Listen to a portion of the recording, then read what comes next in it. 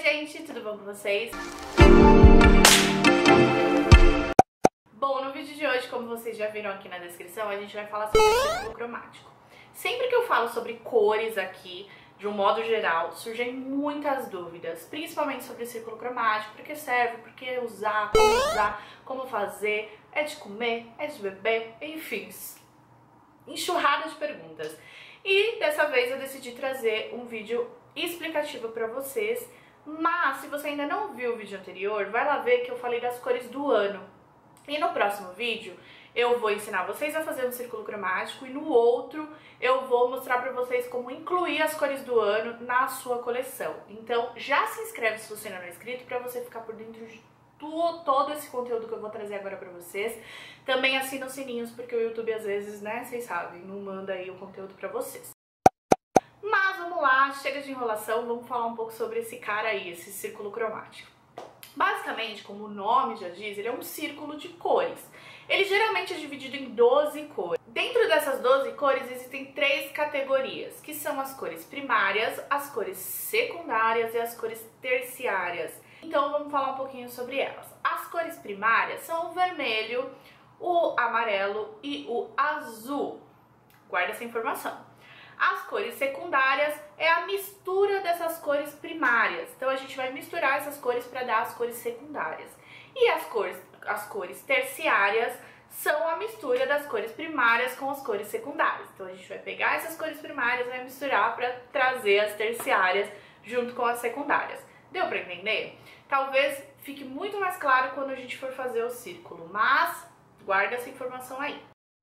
Tá, dentro dessas 12 cores que a gente tem lá no círculo cromático, a gente pode criar uma infinidade de cores. E para que isso aconteça, nós precisamos usar o preto e o branco. O preto para aumentar a saturação dessas cores e o branco para abaixar a saturação dessas cores. Eu tô colocando imagem na tela para vocês conseguirem entender melhor. Então, quando a gente põe a adição da cor branca, a gente vai clareando essa cor. Quando a gente põe a adição da cor preta, a gente vai escurecendo essa cor e aí a gente pode ter uma infinidade de cores dentro da mesma cor. Ok. Já entendemos o círculo cromático, já entendemos quais são as cores que a gente encontra nesse círculo cromático. Tati, para que serve o círculo cromático? Vamos lá. Você, estilista, você designer gráfico, você designer de interiores, precisa entender o círculo cromático para que você consiga entender a composição das cores, para que você consiga entender a harmonia das cores. Quando a gente está com o círculo cromático na mão, a gente consegue ver quais são as cores que estão opostas, ou as cores que estão análogas, ou as cores que estão decompostas. Eu já vou falar um pouquinho também sobre essas 3 categorias, mas, gente, pensa só na seguinte situação. Eu tô criando uma coleção e eu não entendo nada sobre cor. Eu preciso ter uma base de coloração, porque não adianta eu pegar cores totalmente opostas e criar uma coleção que ela fique muito gritante e que ela não fique harmoniosa. Claro que isso pode acontecer dependendo do tema da sua coleção, mas o ideal e o que ao olho nu vai ficar mais visualmente agradável e mais atrativo para o seu cliente é a gente fazer a composição dessas cores, a gente entender como elas se comportam juntas. A gente sabe, por exemplo, que o vermelho e o laranja são cores que estão em combinações em alta. A gente vê muito aí de looks, de inspiração, de fashionistas desse tipo de combinação. Mas como eu vou chegar a essa combinação? Como eu vou entender que essas cores elas se comportam de forma agradável ao olho? Olhando no círculo cromático. Então quando a gente olha ali no olho nu, né, quando a gente consegue entender como o círculo funciona, a gente consegue entender como as roupas vão se comportar, como as cores vão se comportar dentro daquela harmonização que a gente precisa para que se sinta agradável, para que se sinta desejável, né, para que a sua coleção seja desejável.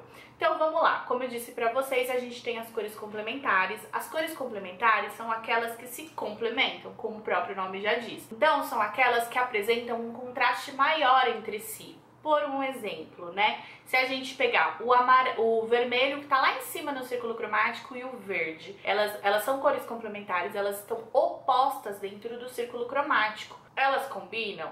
Elas combinam quando a gente fala muito sobre design de interiores, né? A gente pode ali manter um ambiente, né, compor um ambiente de cores vivas, de cores vibrantes, que tenham energia forte, personalidade forte. Porém, a gente tem que tomar muito cuidado a combinar essas cores, porque elas podem se ofuscar. Elas são cores tão vibrantes que, ao mesmo tempo, usada ao mesmo tempo, elas podem uma ofuscar a outra e não ser agradável ao olho. Isso também funciona na moda. Imagina você pegar uma mulher com... Lógico, gente, existem combinações que ficam boas, mas no grande geral, se a gente pegar uma combinação assim muito ofuscante, ela vai ficar desagradável ao olho. Ela vai incomodar a pessoa que está olhando. Vocês conseguem entender? Aí a gente tem as cores análogas. As cores análogas são aquelas que são sequenciais no nosso círculo cromático. Então a gente tem ali o laranja, o amarelo e o verde, por um exemplo. E elas servem para que a gente crie uma unidade dentro da nossa composição. Então a gente consegue criar um ambiente agradável, que tenha uma certa unidade, uma certa identidade. Aí a gente está falando sobre decoração, né? Mas claro que a gente também usa e usa muito, acho que na minha opinião é o mais usado na moda, são as cores análogas, que elas servem para que o olho se sinta agradável, para que a gente sinta que aquela composição de cores e de peças está agradável aos olhos. E nós vamos ter as cores decompostas, que formam um triângulo ali no nosso círculo cromático. Essas cores, elas obtêm um efeito grande de contraste.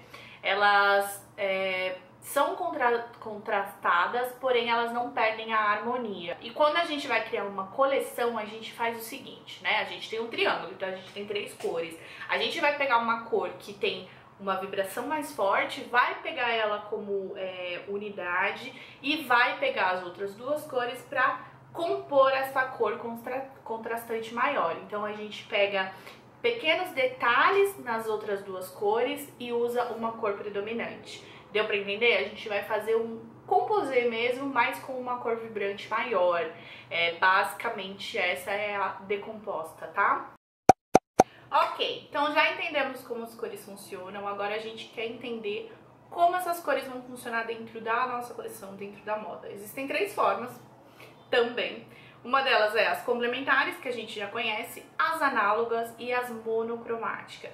Então, dentro da minha coleção, eu vou lá escolher cores monocromáticas, que são as mais famosas por ser clássica, por ser elegante, por estar em alta também, e o que basicamente são cores monocromáticas, são a mesma cor em diferentes tons. Então vamos escolher um look inteiro aí rosa, sendo que esse rosa vão conter vertentes de rosa. Dentro da minha coleção eu posso sim escolher fazer uma coleção só com uma cor.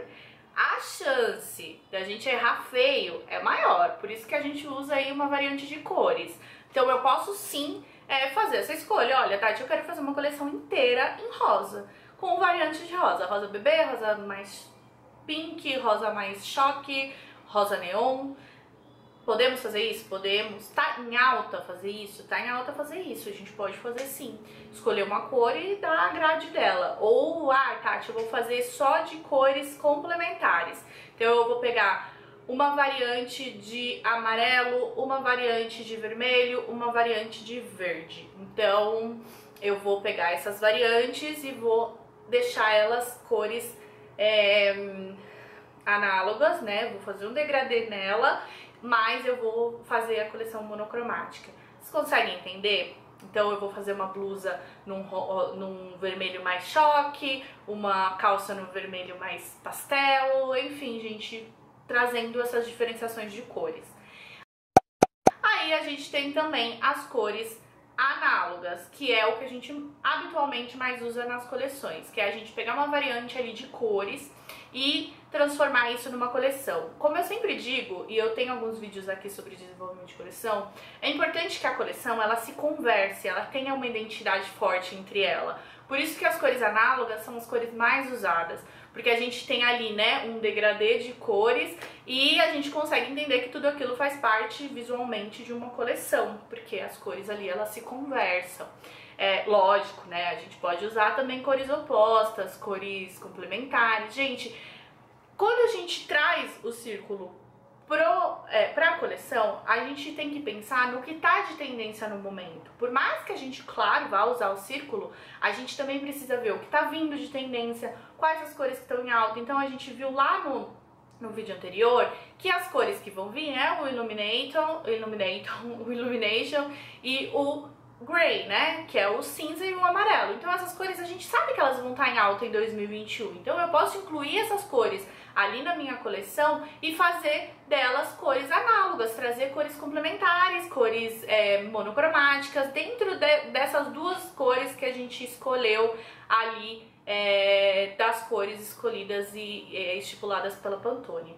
Gente, é sim muito complicado de ser um vídeo só explicativo. Como eu disse, eu vou trazer pra vocês um vídeo da gente fazendo o círculo cromático, então vai ficar visualmente mais fácil de vocês entenderem.